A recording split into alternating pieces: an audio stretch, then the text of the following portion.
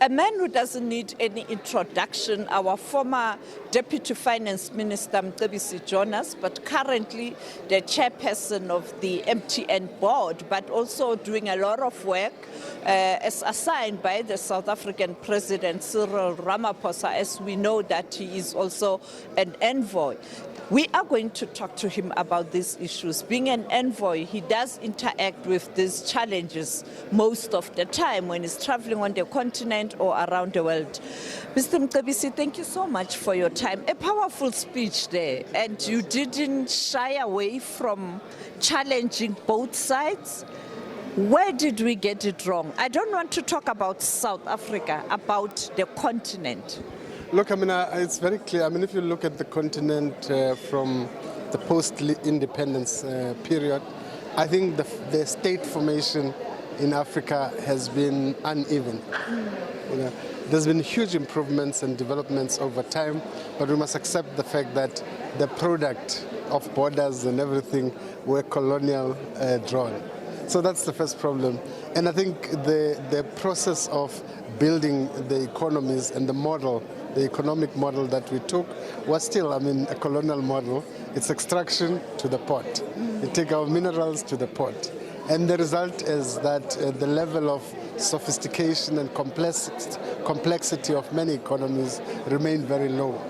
There's been tremendous improvement, of course. Investment environment has improved over time. New investment have been done.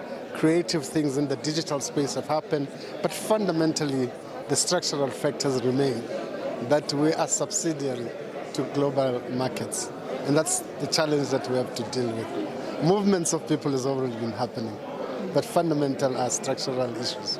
You talk about structural issues. Do we have the right leadership to unpack the problem and address the problem? What are the impediments in terms of our leaders to understand the problem and the root causes, and also address them with a vigor or the sense of agency that they deserve?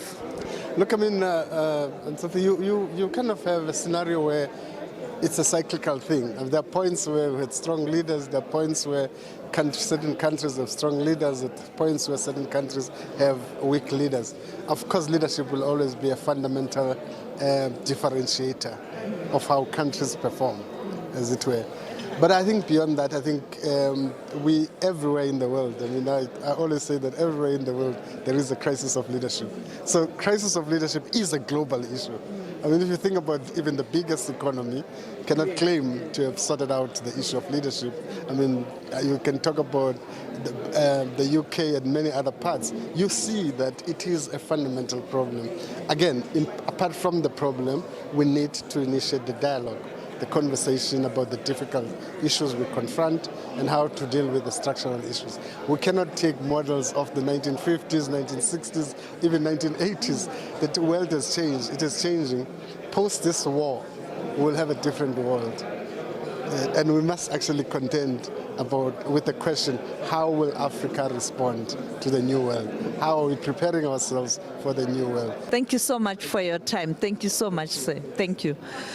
That was the MTN chairman, Mcebisi Jonas, the former Deputy Finance Minister, who is here to share his thoughts. And I think for me, what came out of that interview is that MTN operating on the continent, what they have done is to ensure that they work with communities. The social responsibilities are being done. Shareholding, it trickles down to people in that country, and therefore it will be suicidal for citizens of respective countries where MTN is operating to turn against MTN because they are also benefiting.